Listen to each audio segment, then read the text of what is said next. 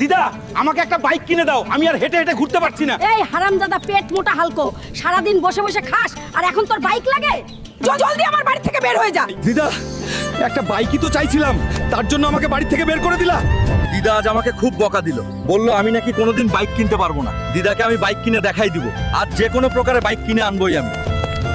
কি রে হাল্ক, হেঁটে হেঁটে কেন? তোর বাইক কই রে? তুই না বলছিলি বাইক কিনবি? তোর যে দুটো সিংহকে পরাজিত করতে পারবে তাকে পুরস্কার হিসেবে দেওয়া হবে একটা সুপার বাইক। Super bike.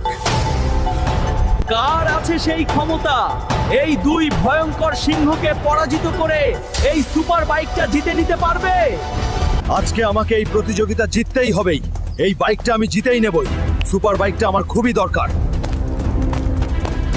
আমি এই দুইটা সিংহের চ্যালেঞ্জ নেব, এই বাইকটা আমি জিতেই নেব।